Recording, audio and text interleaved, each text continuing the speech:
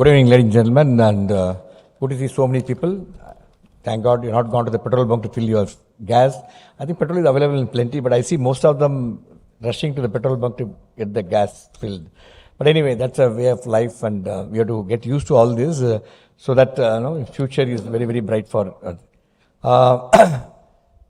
Good to see so many people. A few people are still enjoying the refreshments. What I'll do, I'll take 1 or 2 minutes just to remind you what's happening in MMA next few days so that you don't miss it. You attend all our events. And on the 14th of March is our MMA Women Managers Convention. Women leading with purpose, power and generosity. We already have a full house. Over 400 people have already registered for this event. If you're not registered, not to disappoint, this event is live telecast. You can watch it on our channel, YouTube, LinkedIn, and please do watch it. We have some outstanding speakers. I don't want to go through the list, quite a big one, but I can assure you, you will really, really get inspired listening to these people.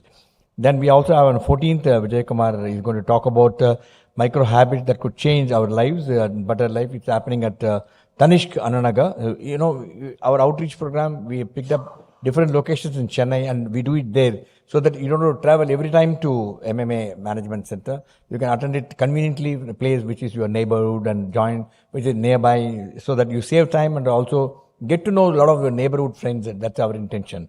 Then on 17th of March, we have a Read and Grow by Babu Krishnamurthy leading the conversation with Shivakumar, Palaniyappan and Raghavan. Another interesting book, The Outward Mindset, How to Change Lives of Transform Organizations.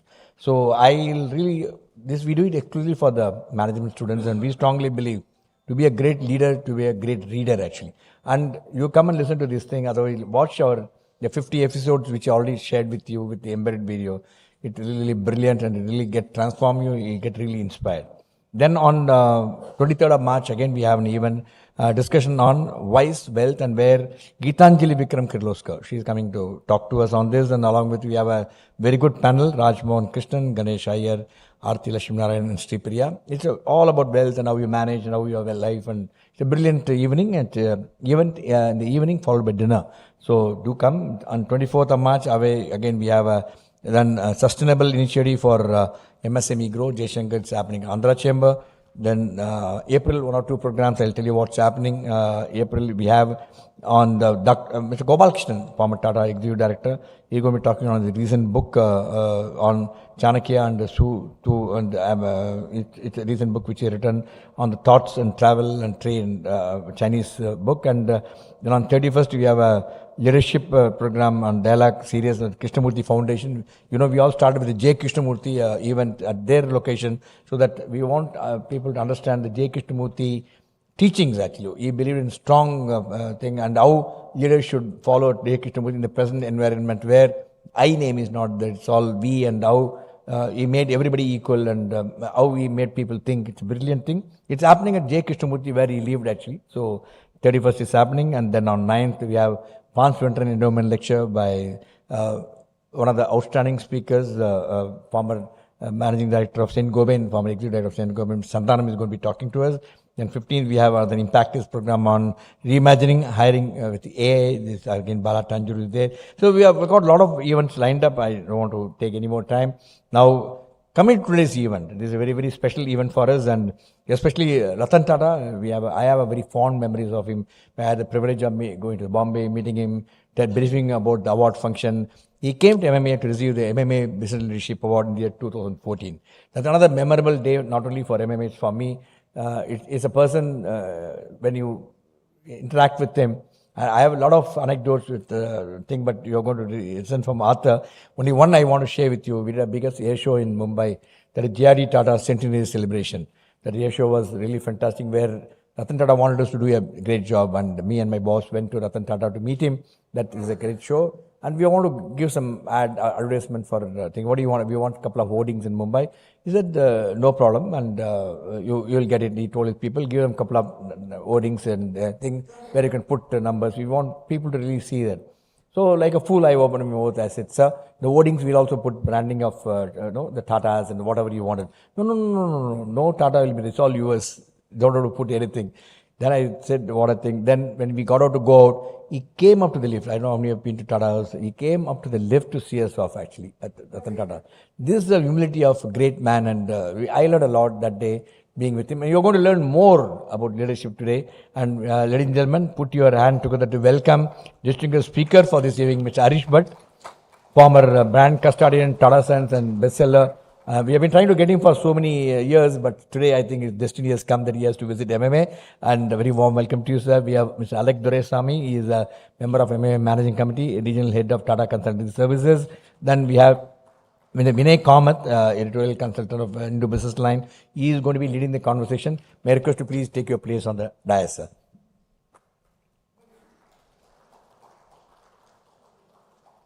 Come.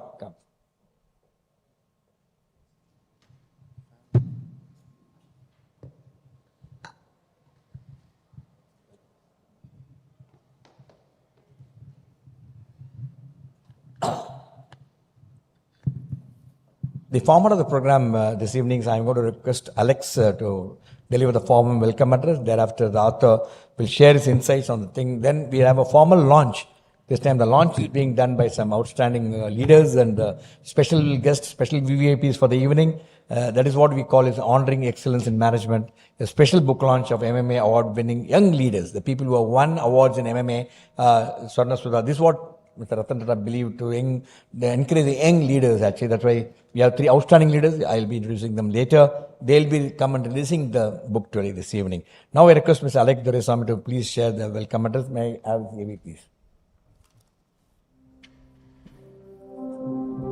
Mr. Alex Doresamy, Member, MMA Managing Committee and Regional Head, Tata Consultancy Services, leads TCS Tamil Nadu operations and its largest delivery center. A graduate of NIT Tiruchirappalli with over 30 years at TCS, Mr. Alex has held leadership roles including Head of Strategic Initiatives, Consumer Business Group, Delivery Head for TCS Colombia and Account Manager for major global clients. Mr. Alex is known for driving strategic growth and operational excellence and has a keen interest in photography and continuous learning. Thank you. It's a real pleasure because when Captain called me and said like, the book is about R&T, our beloved R&T and Harish Bhat, I mean, I can't say no. In fact, I've been not coming to MMA here for quite some time. So I took this opportunity. It's a great pleasure, sir. It's a great pleasure to welcome and introducing exclusive discussion on the theme of the book, Doing the Right Thing, Learnings from Ratan Tata, being organized by MMA with support of KAS. It is my pleasure to welcome both Mr. Harish Bhat, former Brand Custodian, Tata Sons and best-selling author, Mr. Vinay Kamath, editorial consultant, the Hindu Business Line. I take this opportunity to welcome all the participants of MMA and other partner organizations who have joined us this evening in person and the guests who have joined us on online. For the benefit of our guests and invitees from various organizations, it gives me immense pleasure in sharing that MMA, which was established in 1956, has evolved today as the largest management association in the country with over 8,000 members, spread across 12 chapters in Tamil Nadu and Pondicherry. MMA has been awarded the best management association in the country for 15 times in a row, including the year 24-25. Ladies and gentlemen, Ratan Tata's life is a remarkable example how humility and strong values can shape extraordinary leadership. Raised with simplicity and deep ethical grounding, he carried into his work an uncommon blend of integrity, empathy, and resilience. As the guiding force of the Tata Group, he led with vision and compassion, proving that true success lies not just in building global business, but in uplifting the people connected to them. What makes him truly exceptional is his humanity. Whether it was supporting victims after the 2008 Mumbai attacks or ensuring that every employee felt valued and protected, his actions spoke louder than speech could. Through Tata Trust and his lifelong commitment to philanthropy, he dedicated vast resources to education, healthcare, and national development, quietly shaping a better India. One of his most powerful beliefs was, power and wealth are not two of my main stakes. And he demonstrated this consistently, whether through ethical business decisions, compassionate leadership, or the immense philanthropic work carried out through the Tata Trust. Another quote of his that beautifully captures his philosophy is, I don't believe in taking right decisions. I take decisions and then make them right. This mindset of courage, accountability, and ethical conviction is what makes his leadership timeless and deeply relevant even today. Beyond business, his philanthropic work in education, healthcare, and national development has made a lasting impact. And we at TCS follow the legacy and do national building projects like Passport Seva Kendra, SPARSH, Ayushman Bharat, to name a few. MMA had the privilege of conferring, as our captain said, the MMA Amalgamation Business Leadership Award on Ratan Tata in 2014. It is indeed a pleasure for us this evening to hear about his remarkable leadership traits and values from our beloved Harish Bhat, who has worked closely with him and witnessed his leadership at close quarters. We are indeed privileged to have Mr. Harish Bhat amongst us this evening, who has worked with Tata Group for 38 long years and has been a keen follower of Mr. Ratan Tata's management philosophy. You might also know of the inspiring short Tata Story series on LinkedIn by Harish Bhat. Real-life Tata stories that celebrate the group's heritage, values, and iconic personalities. Looking forward to see a book being published, sir, from this series. Today's conversation is bound to give us great insights into Mr. Tata's life and leadership style. A special welcome to MMA award-winning young leaders who represent the next generation of responsible leadership. Ms. Swarna Selvaraj from TCS Chennai, outstanding woman manager. Mr. Rohan, BASF Catalyst, best younger manager. Ms. Karthika V, MBA student of VIT Chennai, winner of Chanakya, the Mastermind, the best management student of the year. I once again thank my colleagues from the managing committee members of MMA, distinguished invitees of the MMA, and partner organizations who have joined us today, and viewers from all over the globe watching the program live. Wishing you all an enriching and inspiring evening. Thank you.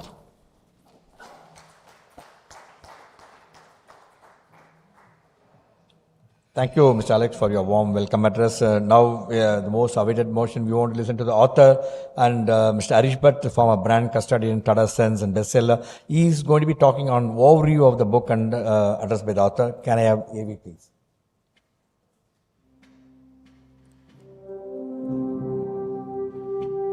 Mr. Harish Bhat, former brand custodian at Tata Sons and best-selling author, spent 38 years with the Tata Group, holding key leadership roles including MD and CEO of Tata Global Beverages and CEO of Titan's watches and jewelry businesses. Mr. Harish has helped nurture iconic Tata brands such as Tanishq, Titan, Fast Track and Tata Tea, and led the growth of the Tata brand, now India's most valuable brand. A BITS Pilani and IIM Ahmedabad alumnus, Mr. Harish is also a prolific writer with 8 books, including several national bestsellers, and currently serves on the boards of Trent, Infinity Retail, Chroma, and Tata Starbucks. I now request Mr. Harish Bhat to please deliver an overview of the book, sir. Mr. Harish Bhat.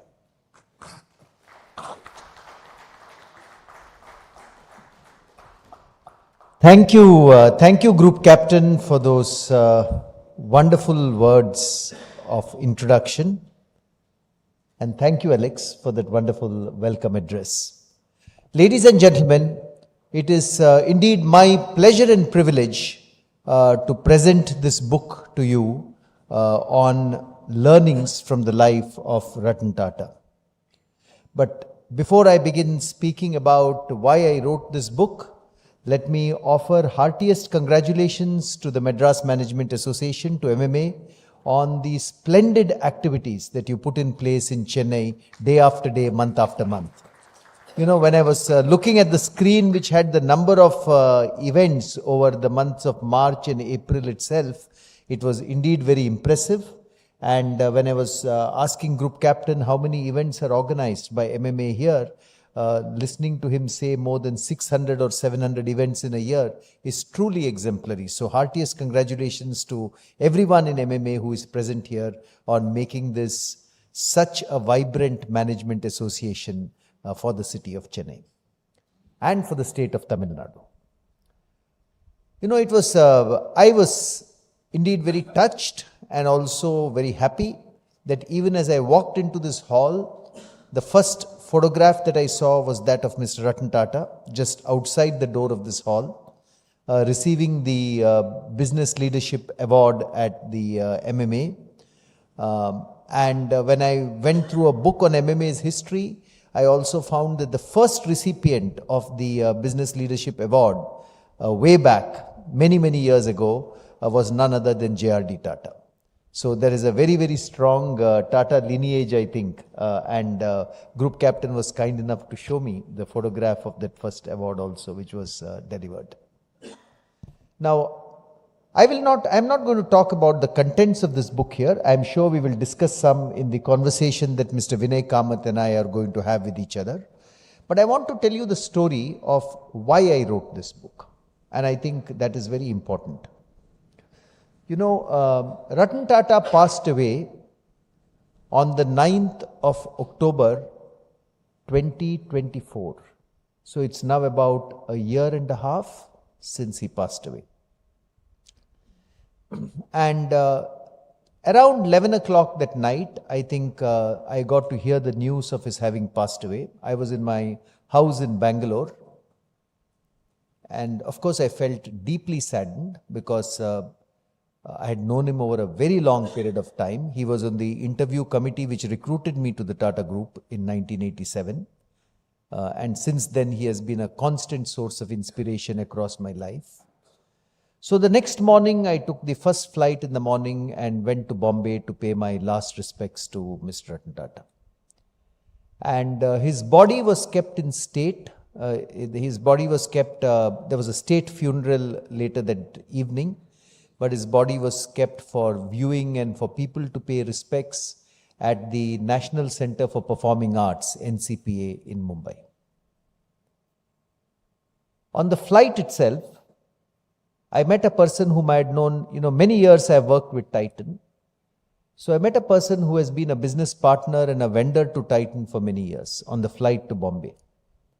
And I asked him, where is he going? He said, I am also going to pay my last respects to Mr. Ratan Tata. And I said, and then he told me, that I owe my career and the business I have established to a company of the Tata Group, which is Titan. And in addition, there is so much I have learned from just reading about Mr. Ratan Tata, even though I have not met him. That's what he said. He was a person who used to supply packaging boxes to us in Titan for a long time. And then I go to Bombay, and you should have seen the scene outside the NCPA that day. There was a queue which was several kilometers in length of people waiting to pay their respects to Mr. Ratan Tata. And outside the NCPA, I could see people raising slogans like Ratan Tata Amar Rahe, let Ratan Tata be immortal, and so forth. You don't see those kind of scenes when a business leader passes away. The last time I have seen something like that was when President APJ Abdul Kalam passed away. You see that when a political leader or, a national leader passes away. And at that event, I could see, at that place, I could see so many people breaking down and crying as they passed Mr. Ratan Tata's body and paid their last respects. I get a message on my phone from a lady entrepreneur of Bangalore saying, I reached a little late. I missed paying my respects to Mr. Ratan Tata. Can I at least see the office where he was working, Bombay House, so that I go back a little satisfied that I have paid my respects? And then we had to arrange for her to visit Bombay House and pay respects there to Mr. Ratan Tata's photograph. After that, when I came back to Bangalore and started speaking to people, so many people told me that they never knew Mr. Ratan Tata personally, they had never met him personally, but when he passed away, they felt a sense of personal loss. And I said, how is this possible? You can feel a sense of personal loss when one of your relatives or friends passes away. How is it possible that people can feel a sense of personal loss when a business leader whom they have seen from far has passed away? And there are very, very few instances I have seen of this happening. Of course, I was not alive when someone like Mahatma Gandhi passed away or Nehru passed away, so I don't know those historic times, but there are so few instances that I've seen of this happening. So I went back and thought to myself, could this be because Mr. Ratan Tata was a very successful business leader? Now, he was a very successful business leader. When he took over as the chairman of the Tata Group in 1991, the revenues of the Tata Group were $5.8 billion. In 2012, when he retired as the chairman of the Tata Group, which is 21 years later, the revenues of the Tata Group from 5.8 billion had gone up to $100 billion. Now, that is certainly success by any standards, from 5.8 billion to 100 billion within 2 decades. But could this be the reason that there is so much respect, love and affection for him? And there are other business leaders in the world also who have done very well, but you don't find such an outpouring of affection. Could it be because of his charitable undertakings? The cancer hospitals he has put up across the country, the other philanthropic efforts which you referred to, sir, in your welcome address, could it be only because of that? There are others as well who have engaged in charitable philanthropy across the world and in India. Could it be because he was a pioneer? He did things which have never been done before, like, building the first all-Indian car. Could it be because of his graceful nature, that despite holding one of the most powerful offices in India and probably the most powerful private sector office, he was still very graceful, had a lot of humility to what he did? Could it be because of that? Could it be because he encouraged many startups in the final part of his life? He sponsored and encouraged many startups and founders to come up. Could it be because of that? And I said that each of these reasons by themselves cannot be sufficient. You respect business leaders, you admire business leaders, but love and affection is not a term you normally associate with business leaders. So this cannot be the reason for so much love and affection that India has showered on Ratan Tata when he passed away that day. So I went back and decided to research what was the reason that there was so much love and affection and respect and admiration for this man across the country. Not just in boardrooms or conference rooms or management associations. I am talking about the common man on the street and the kind of love and affection that he had for Ratan Tata. Taxi drivers, when they take me, Uber drivers, when they drive me somewhere or the other, talk about him and talk about how he has touched their hearts. So, therefore I decided, let me speak to 20 or 25 people who have worked very closely with Ratan Tata. I am talking of, people who have been managing directors of companies when Ratan Tata was chairman. For instance, I am talking of people who have worked very closely with him at Tata Group headquarters. So I interviewed people who have worked very closely with him, people like R. Gopalakrishnan, people like Ishat Hussain, people like Mr. B. Muthuraman, who was the managing director of Tata Steel, Mukundan, who was the managing director of Tata Chemicals, all during the tenure that Ratan Tata was the chairman of the group. and many others. People like Kishore Chaukar, who was the MD of Tata Industries at that time, KRS Jamwal, who has worked very closely with Ratan Tata. I spoke to H.N. Srinivas, who was the CHRO of the Indian Hotels Group when the terror attacks took place on the 26th of November 2008. So I spoke to 20 or 25 people who have worked very closely with Mr. Ratan Tata. I spoke to people outside the group also. And one thing that I discovered in whatever they said, yes, it is true, he was a very successful businessman. Yes, it is true, he was a great philanthropist. Yes, it is true, he was very graceful and did not carry any airs with him, had a lot of humility and respect in whatever he did. But one of the things they all pointed out was he always tried to do what he thought was the right thing in all his decisions and all his actions. And then I came across an interview where Ratan Tata was asked, what is the kind of legacy that you want to leave behind? And Ratan Tata would normally avoid that question. He would say, my legacy is for the people who come after me to decide. It's not for me to decide.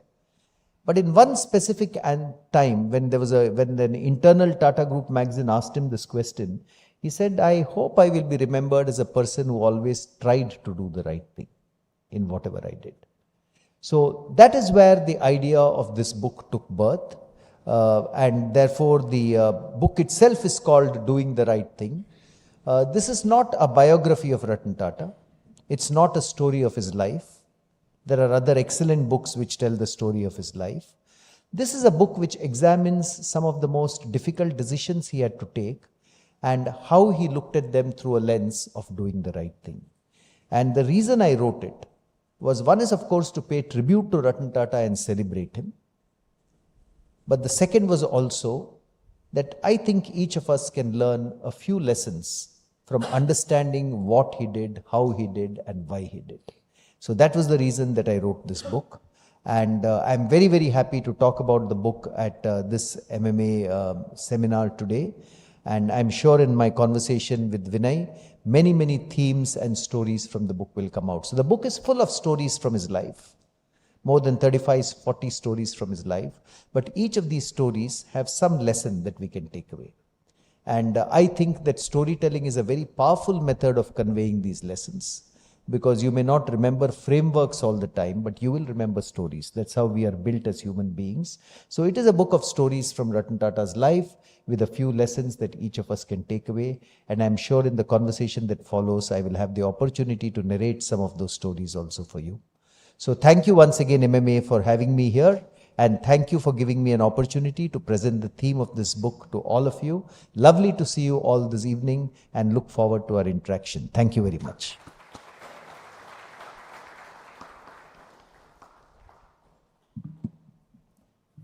Thank you, Mr. Harish, for sharing insights on what made you write this book. I think good you wrote this book, because I am quite sure hundreds and hundreds of people will get benefited by reading this book. The book is available outside. After the thing you can bring. He has kindly agreed to autograph the book and sign the book, and it will be a very, very prized possession for you. This time we also did something different thing, I think, thanks to Mr. Harish Bhat. He is the one who suggested this, Honoring Excellence in Management, a special book launched by MMA, award-winning young leaders. We have 3 leaders who have won MMA awards at different part of time. One is Swarna, Sudha, Selvaraj is from TCS Chennai, Outstanding Women Manager of the Year Award 2023. Then we have Mr. Rohan, is from BASF Catalyst, is the Best Young Manager of the Year 2024. And Mr. Karthika, MBA second year, she won Chanakya, the Mastermind Best Management Student of the Year 2025 with a cash prize of 1 lakh rupee. So these are the pictures for thing. I think big round of applause for the leaders who have done something very, very good. And now I'm going to request them to come and launch the book formally this evening. May I request Swarna, Sudha, Rohan and Karthika to come and do the honor. May I request the author and the other dignitaries to please join us on the stage to formally launch the book. Please.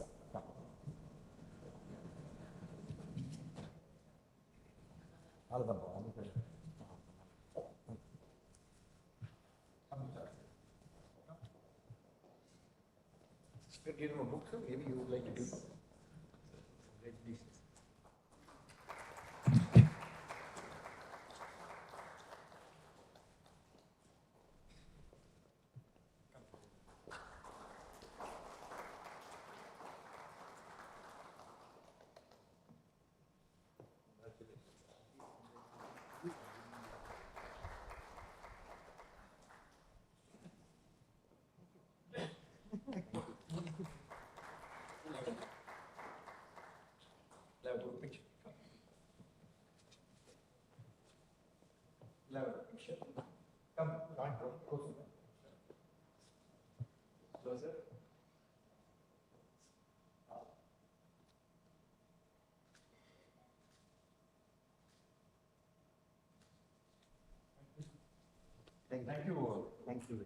Thank you, Sudha, Rohan, and Karthika for doing the honor. I'm quite sure read this book and get inspired more. We come to the most awaited moment of the evening. That is, Vinay Kamath is going to lead the conversation with the author to bring out some of the very salient points which will go and inspire us. Can I have you, Mr. Vinay Kamath, please?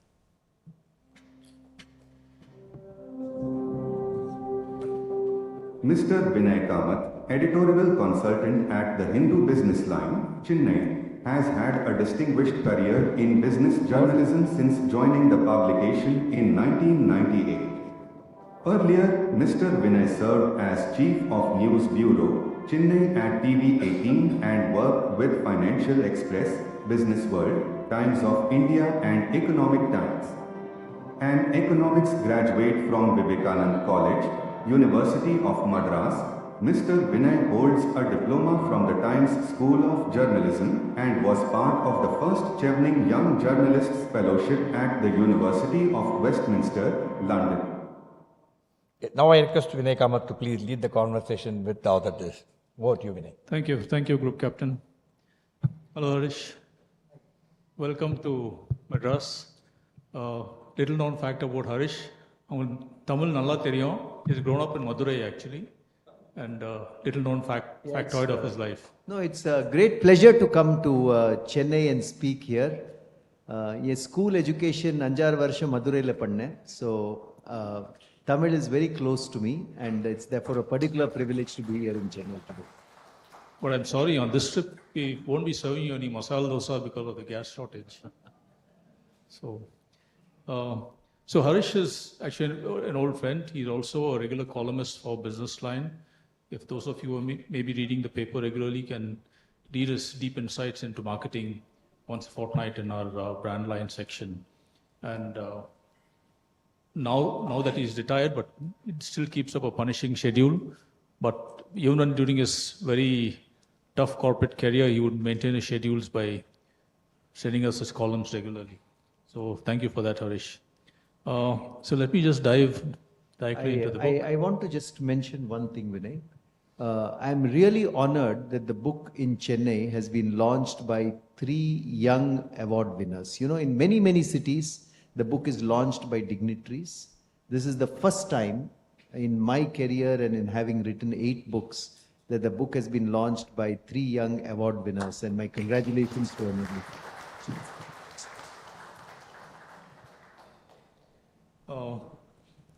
So Harish, I've read the book and like you said, it's full of delightful little stories about Ratan Tata and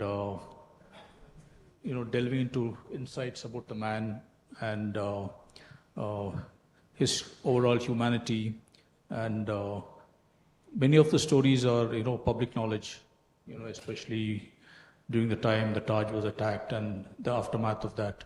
But there are a lot of other stories in the book which many of us may not have known, but which you have dug out the insights from talking to many who have been with the Tata Group and have worked closely with him. So, in a nutshell, can you describe what to Ratan Tata doing the right thing meant? What is the essential takeaway from this book? Yeah. So, for the back cover of this book contains a quotation from Ratan Tata. At all times, ask yourself if you're doing the right thing. If I went a little deeper into this, for Ratan Tata, I think it meant doing what his heart or conscience told him is the right thing to do. But it also meant 7 or 8 different things to him. First of all, it meant putting the nation first. Everything that he did, if you look at everything that he did in his career and the major decisions that he took, there was no doubt as I researched this that he put India first. He put the country first, sometimes even above the need of the Tata Group itself. So I think that was one thing that doing the right thing meant to him. The second thing that doing the right thing meant, Vinay, was being a custodian of Tata values and of the Tata Group. Now, the Tata Group is 150 years of age and 158 years of age. and it has rich values which have come down over the generations since the time of Jamshedji Tata. And our group legal head, Siddharth Sharma, told me in a conversation that he had with Mr. Ratan Tata, where he was, talking about his legacy. Ratan Tata said, don't talk about my legacy. I am the custodian of the Tata legacy. I have got it to me when I was chairman. I have to leave it stronger when I complete my tenure. That was the thought in his mind, being the custodian of the Tata legacy. The third thing that doing the right thing meant to him was doing what is ethically right, and sometimes even stepping away from business opportunities if he felt it was not ethically the correct thing to do. And there are stories in this book of how he stepped away from some business opportunities because he felt it was not the right thing to do. The fourth thing to him was not doing just what is legally right. All of us, of course, have to do what is legally right, but going beyond what is legally right to do what is morally correct. And that is a nuance which I will bring up in the rest of my storytelling here. So he would sometimes exceed the letter of the law to do what he thought was morally correct. Fifth, very, very important to him, and I think at the core of his character, doing the right thing was about care and compassion for people. That was Ratan Tata, the heart of Ratan Tata, the care and compassion that he showed towards people and towards animals. I think that was a very, very important aspect of his personality. Then it was about respect and dignity for other people. He was a person, he was sitting in a very powerful office, very elevated office as chairman of the largest business conglomerate in the country. But his mantra always was, I should never make the person on the other side feel small.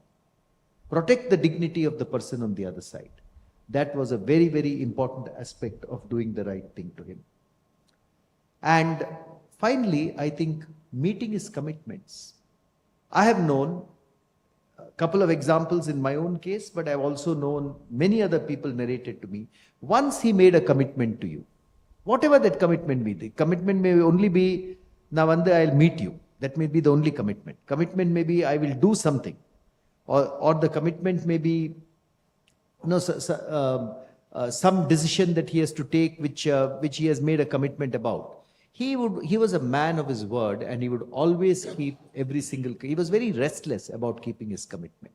So doing the right thing to him meant all this, putting the nation first, being a custodian of the Tata legacy, being ethically right, going beyond what was legally correct and being morally right, upholding the dignity and respect of people, care and compassion, meeting every commitment that he made to every person. So these were many of the aspects. This may not be a comprehensive kind of statement, but these were many of the aspects that went into his doing the right thing. And for him, he often said, any decision that I take, he used to agonize over his decisions and say, is it fair to all the stakeholders concerned? Is it fair to employees? Is it fair to consumers? Is it fair to investors? Is it fair? And he said, coming to a decision after looking at it being fair to all stakeholders was very, very important to him in finally taking the decision. So I think these are some things, Vinay, which what doing the right thing meant to. So, and I must tell you, people also asked him, why was it important to do the right thing?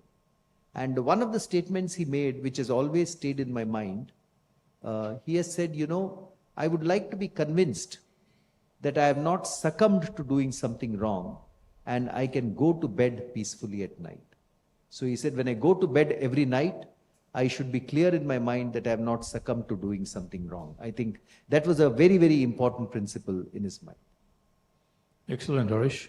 Now, since the book is kind of bristling with a lot of interesting stories of Ratan Tata, I will also stick to drawing out some of the stories from the book in our conversation. So in the book, you talk about how Ratan Tata always put national interest first, even at the cost of financial loss to the Tata Group, which was quite a remarkable thing. So can you describe some incidents which kind of extol this? Yeah. So let me So this was very important to him. So let me read out from the book a passage. This was a story which was narrated to me by Mr. KRS Jambal, who is today the Executive Director of Tata Industries and who has worked very closely with Mr. Ratan Tata when Mr. Ratan Tata was chairman of the group.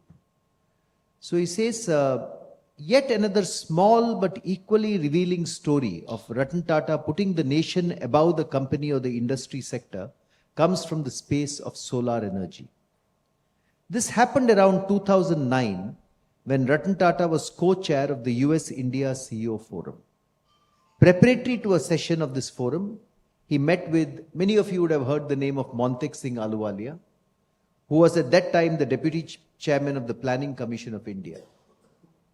The conversation between Ratan Tata and Montek Singh Ahluwalia veered briefly to the subject of solar panels. It was a subject that Ratan was familiar with, particularly since the Tata Group had a presence in this industry through a company called Tata BP Solar, a joint venture company that had been established in 1989. There was a discussion on whether China was dumping their panels into India, solar panels into India. You know, dumping is a term that is used in international trade when a country is exporting a product at a lower price than its actual cost price in the home market. Often dumping implies that the product is being exported even lower than the cost of production. Montek Singh Ahluwalia said that the government would perhaps have to consider some kind of protection to the domestic solar panels manufacturing industry to safeguard it from these cheap solar panels entering India from China. Montek Singh Ahluwalia would have perhaps expected instant support for this stance from Ratan Tata, who was not only a captain of the Indian industry, but the Tatas themselves had a unit, Tata BP Solar, at that point. Ratan Tata, on the other hand, had a completely different point of view. You know, he had researched this topic before he came into the meeting. He turned to Montek Singh Ahluwalia and said, if we get cheap solar panels from China, we generate cheap solar electricity in India, which is good for our country. In other words, he was not supportive of a tariff barrier against these Chinese solar panels, which would increase their price and consequently increase the cost of generating solar electricity in India. What about the protection of domestic industry? To this, apparently, Ratan Tata said, our domestic Indian industry has to learn how to compete. Now, Ratan Tata said this categorically because his own prior research had shown that the actual cost of production of solar panels in China was truly much lower at the cost at which they were being manufactured in India. So it was not a case of dumping. This was therefore not a case of unfair subsidization, but actual cost efficiency. And Indian industry had to learn to become equally cost competitive. So you can see, you know, in a meeting with a government official, for an industry captain to say that, you know, Indian industry has to learn to compete. Let's not, you know, truly their manufacturing cost is lower than ours. And he had done research on this subject, so he was able to say that confidently. This is one small example of how Ratan Tata put the nation above the interests of the Tata Group itself. There is another example, another story I have spoken in this book about the Investment Commission of India, which was constituted at that time by the government. Ratan Tata chaired it, and the story of POSCOs coming into the country, into the steel industry, which also I have narrated here. But there are many, many other stories which illustrate this. Right. So Ratan Tata had found out that the Chinese government was not subsidizing the solar panels. That is what his research had shown, what was happening at that time. Right. Yeah. It had shown that the actual cost of production in China was lower. So Harish, the Tata Group is always known to conduct business very ethically, and it's very legendary that the ethical conduct of its businesses, and of course that also stems from the leadership of the group. Can you cite a few anecdotes from Ratan Tata's life which illustrates how he was very, very conscious of conducting business very ethically? So yes, this was a very important part of Ratan Tata's life. In the book, you will find a couple of instances I have given of business opportunities that Ratan Tata walked away from because there was some unethicality involved. But the story I'm going to narrate for you on, how he went beyond legal boundaries to do what was morally and ethically correct is actually a story of something which went wrong within the Tata Group.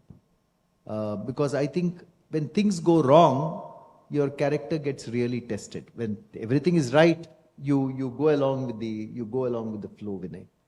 And this is the story of a company called Tata Finance. Tata Finance was a company that existed in 1990s. The story is from around 2000, 2001. And Tata Finance had been set up as a company, as an NBFC, non-banking financial corporation. They used to take deposits from people like you and me. People used to invest their lifetime savings. And they used to give out loans for buying durables, cars, various other things. And you did too, right? Sorry? You did too. Yes. I had a 10,000 rupee deposit in Tata Finance. So I will come to this. I was a young manager at that time. But this is true. I have mentioned it here. So one day, a letter lands up on Ratan Tata's table in Bombay House. Bombay House is the headquarters of the Tata Group. And the letter says, there is a fraud which has been committed in Tata Finance. Please check. It's an anonymous letter, but it is signed by a person who calls himself Shankar Sharma. They have never been able to identify or establish the identity of that person for the last 20 years. I have spoken to many people. No one has given me a convincing answer who that person was. So the letter comes to Ratan Tata's office. So what would you do when such a letter comes? He calls in his CFO. At that time, his chief financial officer was a person called Ishat Hussain. And they launch an audit. They send an audit team into Tata Finance. And the audit team comes back. And the audit team reports to Ratan Tata that yes, indeed, there has been a fraud committed in Tata Finance. And what was the nature of the fraud? The then leadership of Tata Finance has invested a lot of the money that they got as deposits from the small depositors in buying some shares of dubious quality. And when the price of those shares fell, it left a hole of about 500 crores in the balance sheet of Tata Finance. Now, there were also allegations that some of the leadership team members profited personally from these kind of investments in the dubious shares.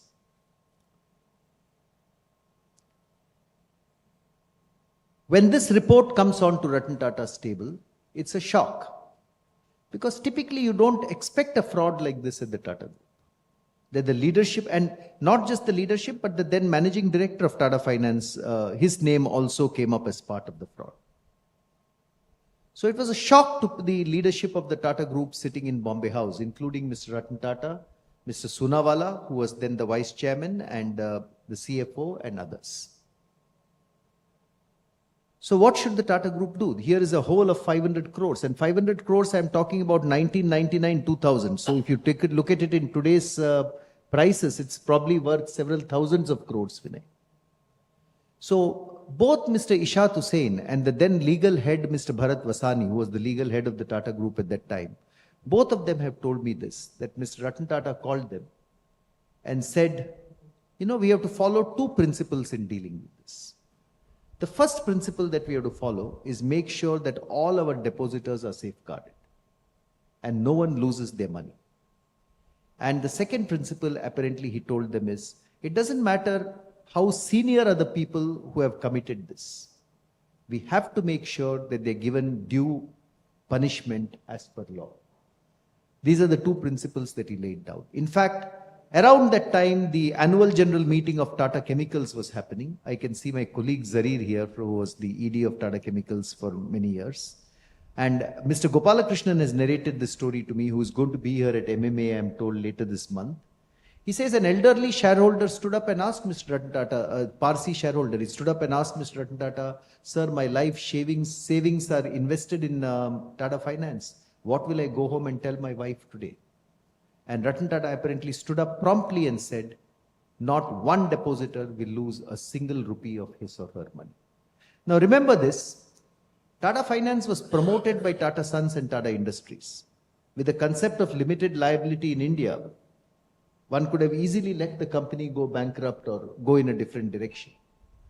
But what Ratan Tata did is, he said, not a single depositor should lose their money. the Tata Group actually published an advertisement in the Times of India saying a fraud has been committed on Tata Finance, but every depositor's funds will be safe. Ratan Tata stood up and made that pronouncement. And after that, within a few days, under Ratan Tata's leadership, the board of Tata Sons, through both cash and corporate guarantees, they transferred an amount of 600 crores to Tata Finance. This was not legally required. It was not legally required. In fact, Ishaq Hussain says it is without precedent that something like this happened. That such a large amount of money was being transferred well ahead of what was required by legal requirements. And this money came into Tata Finance so that the company doesn't go insolvent and depositors' funds are protected. In fact, this was the time before digital money had come in. There was no UPI transfer and there was no digital funds transfer at that time. We are talking late 90s, early 2000s. The Tata Group actually kept a helicopter on standby to carry cash to small towns, just in case depositors come and ask for their money back in other towns in India. Fortunately, Vinay, that helicopter never had to be used because there was no run on the company. People trusted the word of Mr. Ratan Tata and the Tata Group, and Tata Finance got over that incident without having a run on the company. So this is the first thing that he did. He exceeded what was required by legal limits, and a substantial amount of cash was invested to safeguard the company and safeguard the depositors. The second thing, the Tata Group moved through SEBI, through the courts of law, to pursue the people who had committed the fraud. In fact, by then, the then managing director of Tata Finance had resigned. The whole board of Tata Finance resigned immediately after this episode. But the then managing director of Tata Finance, and they were pursued through courts of law. And eventually, the then managing director of Tata Finance, who had resigned, was also put behind bars. In many ways, this was a show of transparency. And you come across many other examples of frauds in India. It's not that this is the first example. But here was an example of a fraud that had been committed, which was dealt with complete transparency. There was a lapse. And I think the Tata Group then tightened its controls, learned from this lapse and tightened its financial controls so that something like this does not recur. But the fact, Vinay, that every single depositor's funds were protected. The fact that the Tata Group publicly said, yes, there's a fraud that has been committed on the company, but we will stand by every depositor. And the fact that the Tata Group went behind the people who were guilty, however senior they were, and made sure that due punishment was given to them as per law. I think these are examples of a crisis situation and how it was handled ethically and morally correct. In fact, Mr. Ishaq Hussain, when he has narrated the story to me, he says this whole episode had a huge impact on Ratan Tata. He almost felt a sense of betrayal that, the leadership of a company had done something like this. But yet he stood up and he did what was right by every stakeholder.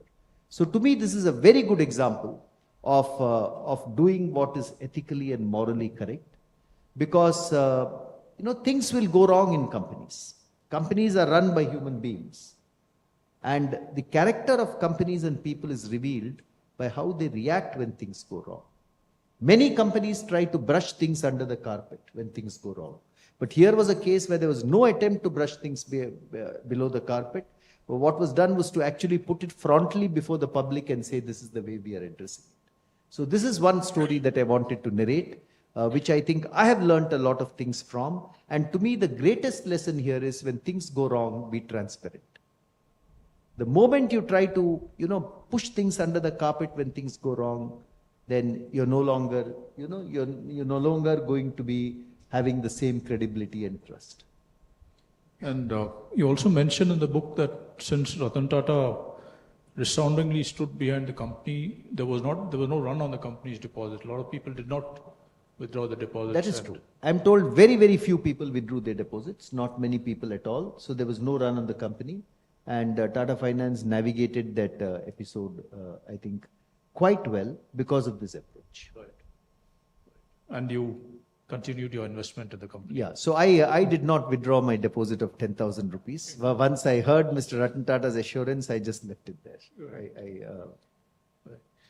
So the book brings out many facets of Ratan Tata, and one wonderful characteristic is his the care and compassion he showed everybody, not just his officials, but the general public. And there are a lot of instances which are publicly known about how Ratan Tata stood behind the victims of the horrific attack on the Taj in Mumbai, and how he supported not only the Taj employees, but a lot of people in Mumbai who were impacted by the horrific terrorist attack in Mumbai.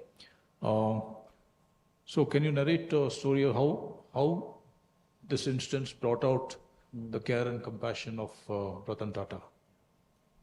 So this is, I think, one of the most tragic days in the history of India, in the history of Mumbai. How many of you here have heard about the 26/11 terror attacks? I think I can see at least 90% of the hands go up. But this was on the 26th of November 2008, when some terrorists who had come via sea from Pakistan, they attacked Mumbai. Many locations in Mumbai were attacked. For instance, the VT station was attacked. There were a couple of buildings in Colaba which were attacked. Then the Trident Hotel was attacked, the Oberoi. But one of the hotels which was attacked in Mumbai was the Taj Hotel. And the Taj Hotel is part of the Tata Group. It was actually built by Jamshedji Tata in 1903, so it's more than a century old. But 4 terrorists entered the Taj and started shooting wantonly. They killed many people within the Taj. In fact, across Bombay, there were hundreds of people who were killed in that terrorist attack.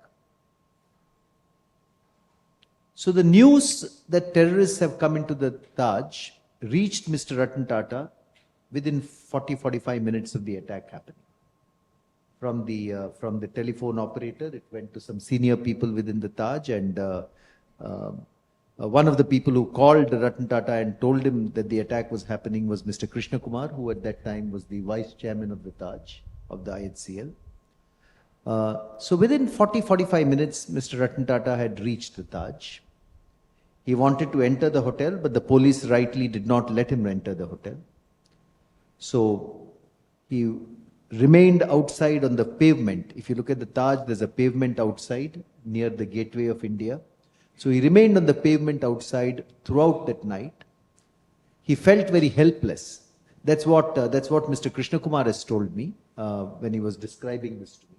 He felt very helpless, but he wanted to be there in solidarity and to provide moral strength to the people within the hotel who were facing these 4 terrorists. The real heroes of that night, ladies and gentlemen, were actually the staff and the employees of the Taj. They stood there to protect their guests. They did not run away. They formed a human chain to let their guests go out through the back door, go out through other places, led them to places of safety. They were the real heroes of that night. And 14 staff members of the Taj actually lost their lives within the Taj when the shooting was going on.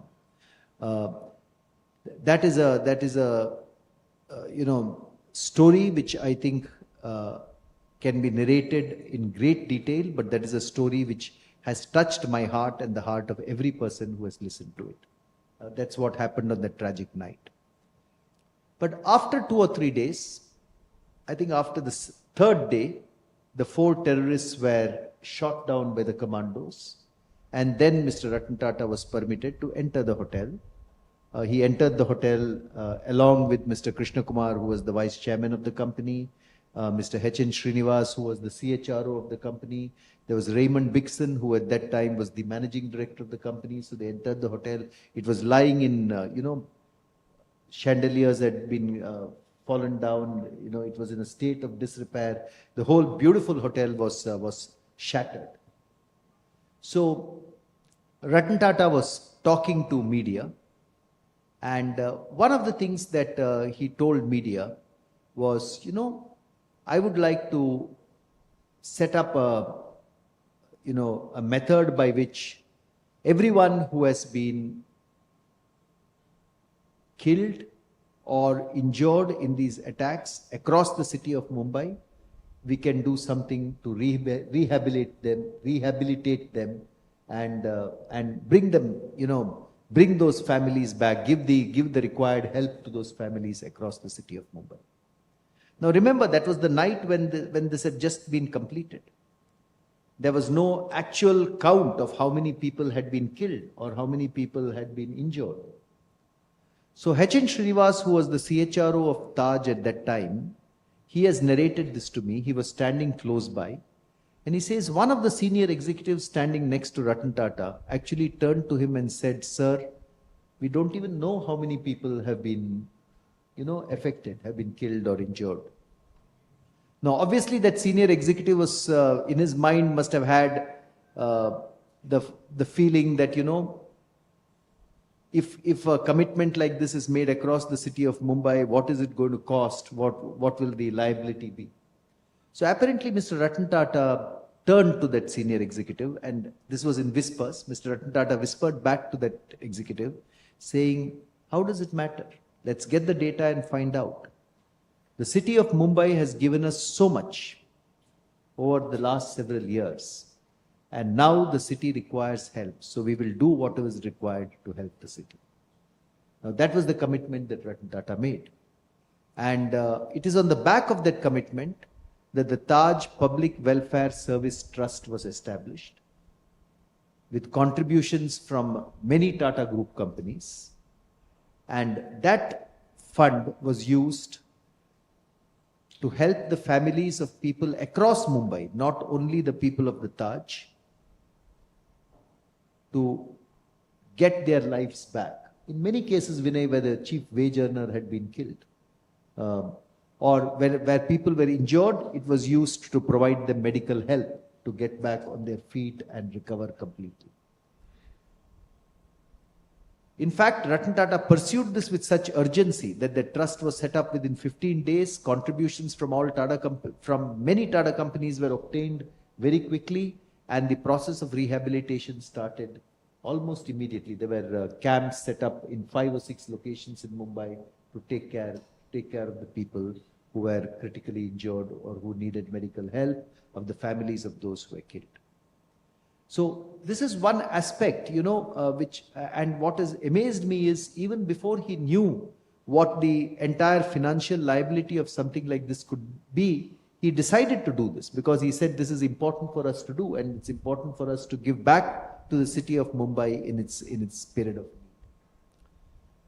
You will also read in the story that he personally met with the families of all the 14 Taj employees who had been killed during these terror attacks. He spent a lot of time with them. And again, he listened to their stories, and what he said, except bringing your husband to life, is there anything else I can do? I would be very happy to do for you. Now, H.N. Srinivas was the CHRO of Taj at that time. So Ratan Tata turned to him and said, "What are we going to do for these families?" Now, Mr. Srinivas had come prepared with 6 or 7 proposals written down on a sheet of paper, like providing pension to the family till the end of their lives, or providing employment to one member of the family, or making sure that medical care is provided throughout their lives, providing educational support to the children. He had 6 or 7 proposals which were listed down. And he was telling me, I was actually afraid that, these proposals are going to cost a lot of money, that I have, gone overboard in putting these proposals down. So he gave the sheet to Mr. Ratan Tata. And apparently, Mr. Krishna Kumar and Raymond Bigson were also there. So Ratan Tata looks at the sheet, and then he keeps it back on the table without saying a word. And after about half an hour, he turns to Mr. Srinivas and Mr. Krishna Kumar and whoever else was there, and says, these are things that we have to do anyway. These are things that we have to do in any case. Is there anything more that we can do for these people? And H.N. Srinivas says, I was amazed. I was thinking that these proposals are very expensive that I have brought here. And here is the chairman himself telling me, can we do more than this? That this is not adequate for them. So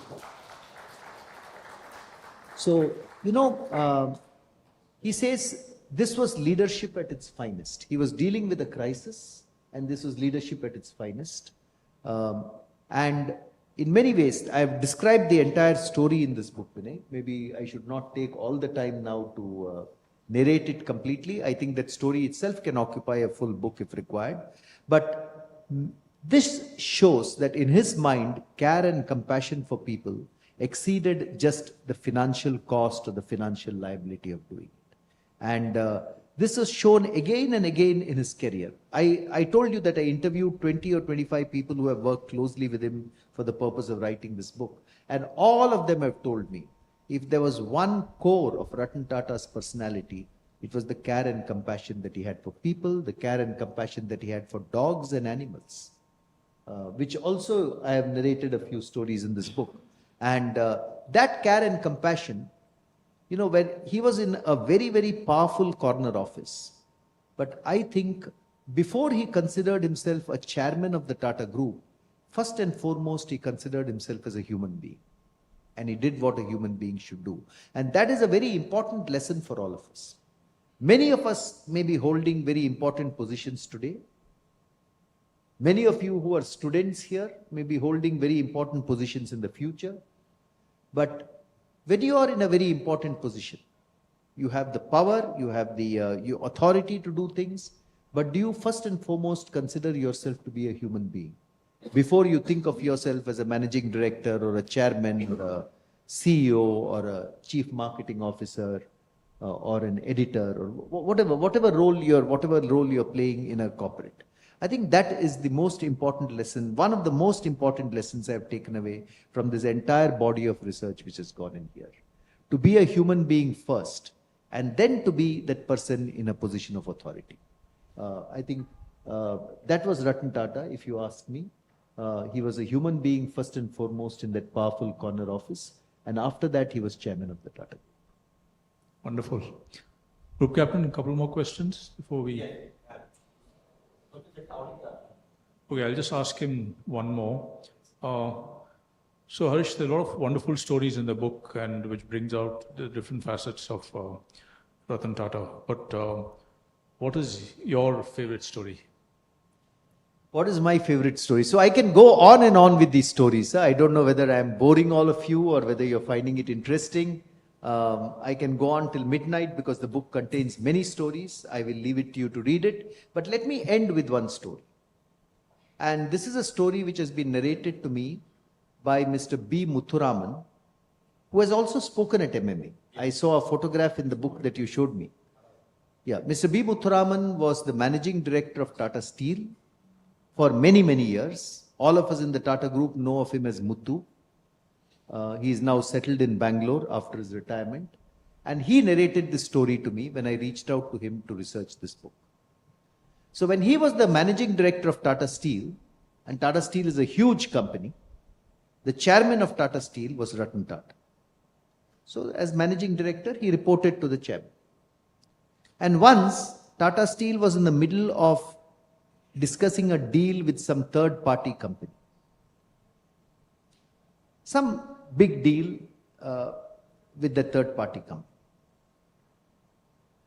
Unfortunately, for better or worse, Mr. Ratan Tata and Mr. Muthuraman had different views on the deal.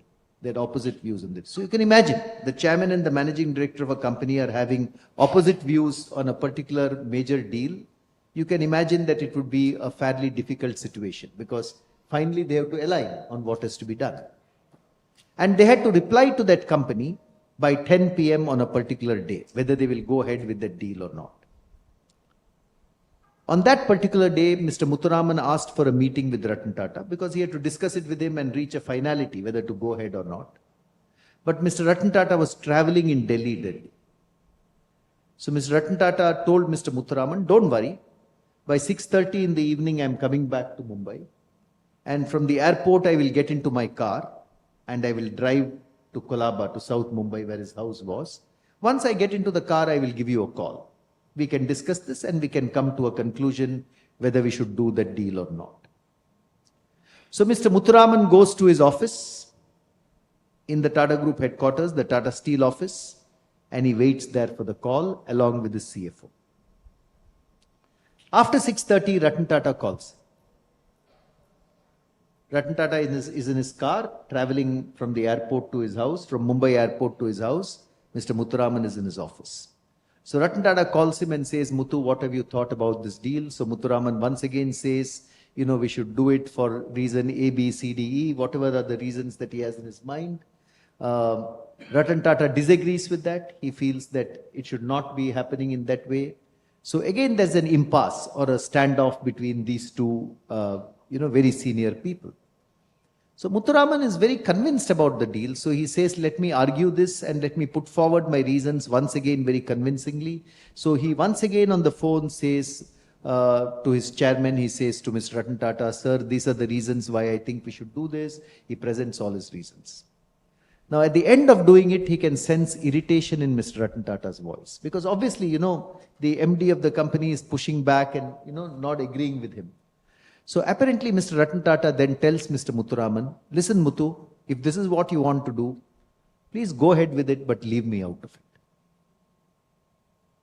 And Muthu can sense an irritation in Ratan Tata's voice. And immediately after Ratan Tata has said that, if you want to do it and leave me out of it. Immediately after Ratan Tata has said that, the phone goes dead. So Muthuraman is very perturbed. He feels, has Mr. Ratan Tata banged the phone down on me? Have I irritated my boss? Have I irritated the chairman of the Tata Group? Not a good thing to do. So Mr. Muthuraman feels very concerned about this. And then his CFO turns to him, Kaushik, and says, sir, what are we going to do now? So Mr. Muthuraman is also scratching his head and wondering what to do, because this is what the chairman has finally said. The phone has also gone dead. Maybe he has banged the phone down on him. So as they were thinking about what, and the deadline is 10 o'clock, just some 2-3 hours away. So in 5 minutes time, Mr. Muthuraman gets a call again from his phone. It's from Ratan Tata. And Ratan Tata says, Muthu, about the deal, you decide and do whatever has to be done. I'm not calling you about the deal. I'm just calling to tell you that I did not bang the phone down on you. My car went over a hump and the signal went away from the phone. So Mr. Muthuraman says, when Mr. Muthuraman narrated this story to me, he had tears in his eyes and he was crying. He said, somehow that man sensed what was the unease in my mind. And all the way from the car, he was putting his hands over my shoulders. That's the exact words that Mr. Muthuraman used. He said, can you imagine the chairman of the Tata Group calling you back to say, I did not bang this phone down on you. That's the reason that I'm calling you. He said, that shows his respect for people that he was working with. And he says, he narrated the story to me in 2025. Many, many years after it had happened. He said, even today when I think about that story, I feel like crying, because that was integral to Ratan Tata's character, giving respect to the people that he worked with. So this is, Vinay, I think one of the most favorite stories I have in this book. But this book is full of such stories and to tell you the truth, when I wrote this book, there were several stories that when I heard and wrote, I myself had tears in my eyes. But that's the kind of man he was. And that's one of the reasons why I decided to write this book. And hopefully some of these lessons will stay with us. When we speak to someone who reports to us and something like this happens, we will also bear in mind that there was once a man who did this, and can I do something like this also? Wonderful to hear about the humanity of Ratan Tata. So Harish, we'll take questions now. I think the last part of your answer kind of would answer that question by Ganesh. Yeah. So Mr. Ganesh has asked a question here. If young entrepreneurs it's on the screen.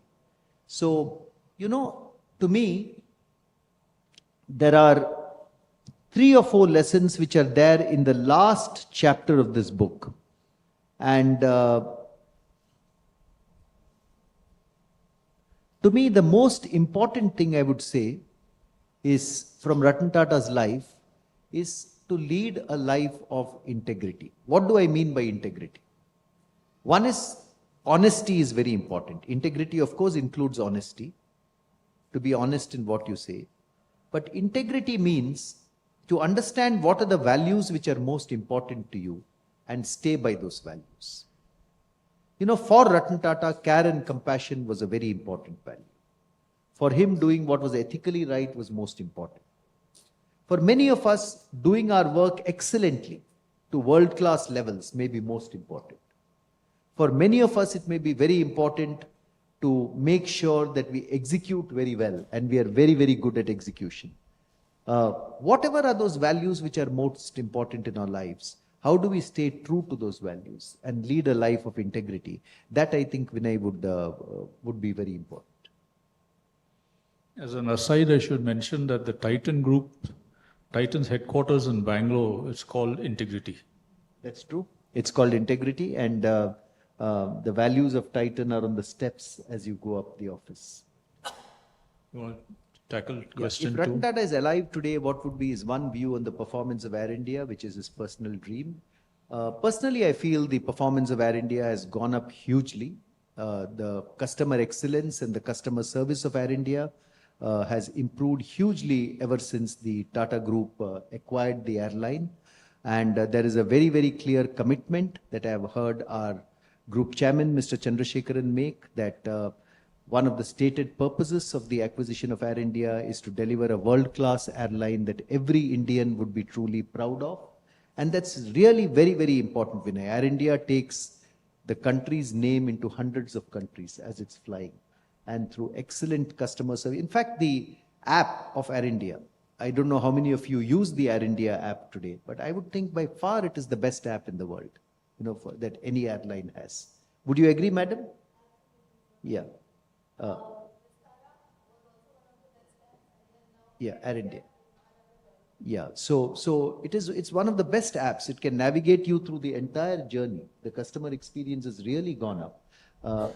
Yes, there is still a way to go to become world class, and I think Mr. Ratan Tata would have been very, very supportive of that journey, in my view. Right. Question 3 is about leadership qualities from Ratan Tata. Okay, so I think leadership qualities from Mr. Ratan Tata, I have already mentioned leading a life of integrity. The second thing I would say for young entrepreneurs is, you know, it is very important to make your business profitable. That's very, very important. But it's also equally important to have a purpose for your business. What is the purpose that your business is solving? What is the purpose that your business is addressing? I think having that purpose is as important as having a very good consumer proposition and a very good business model.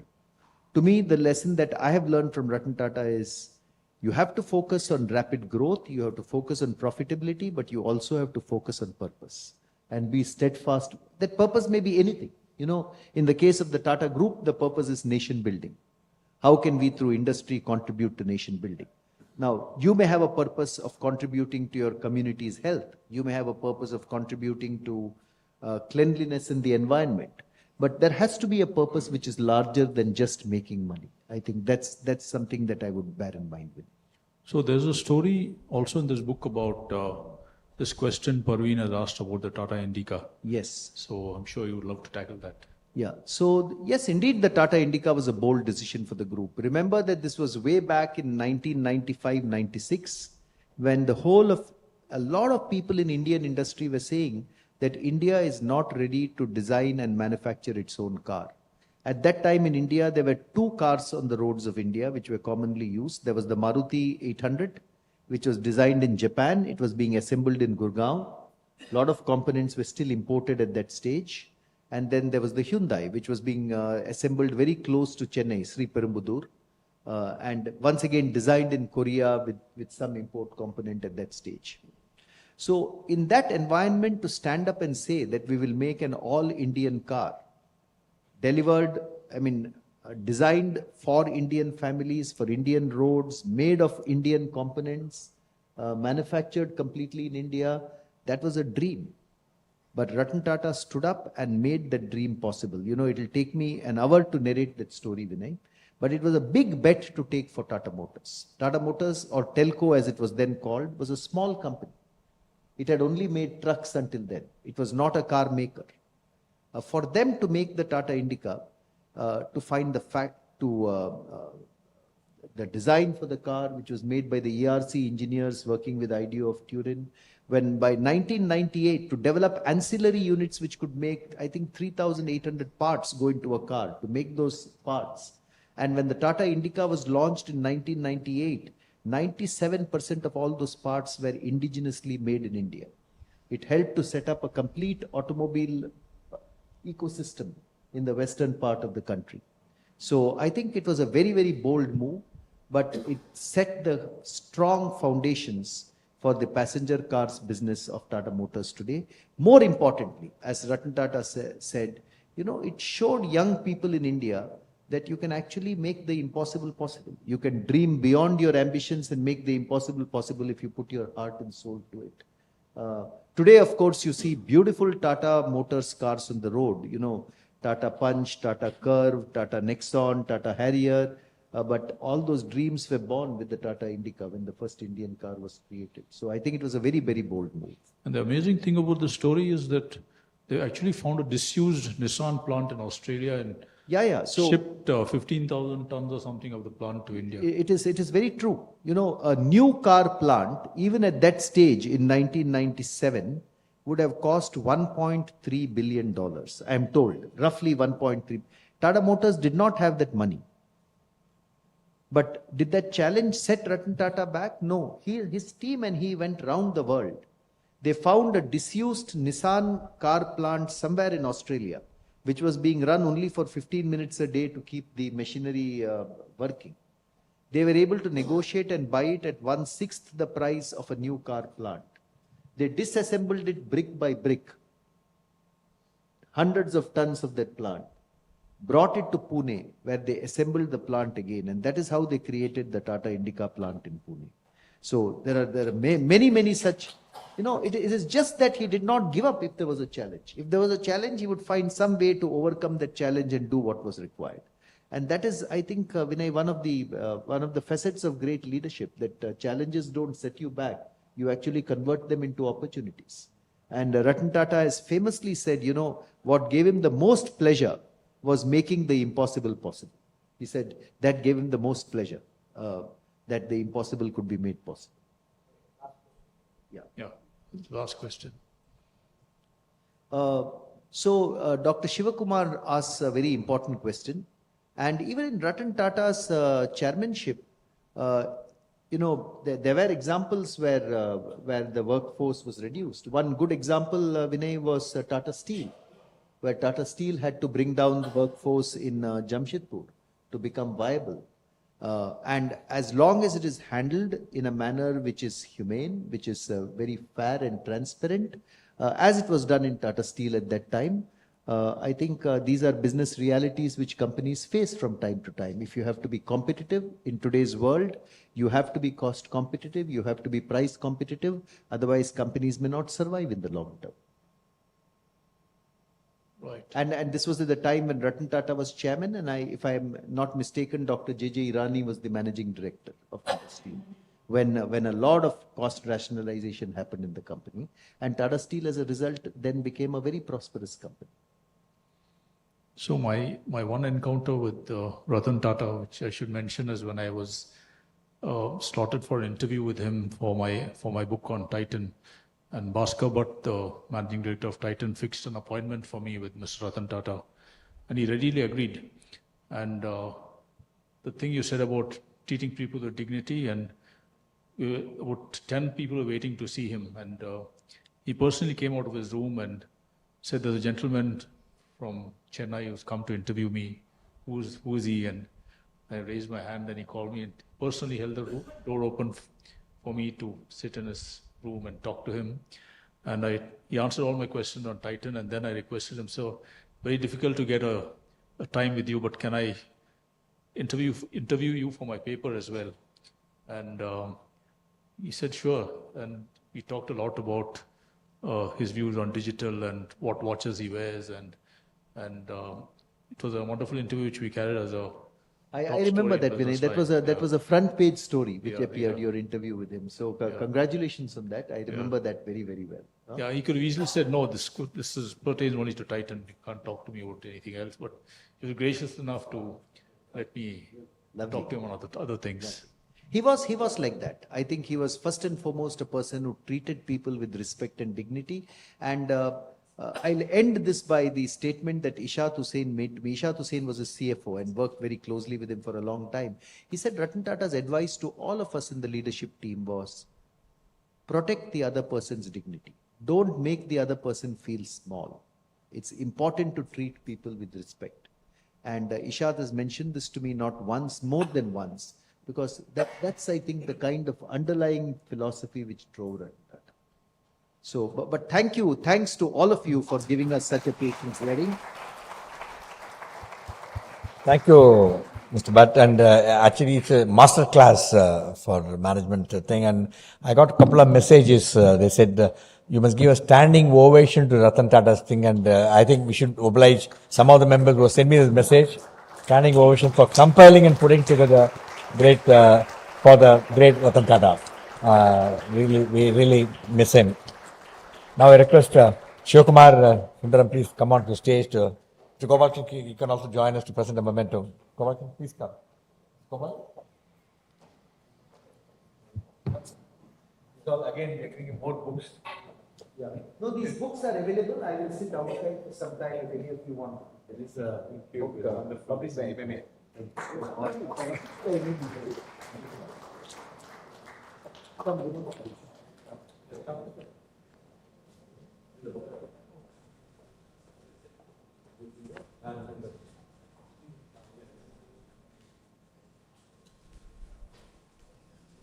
Alexa, come, please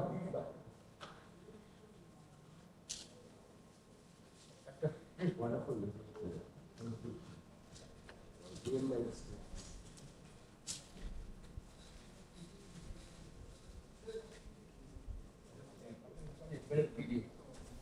Data of each other, okay? Scan the QR code. Video. Thank you.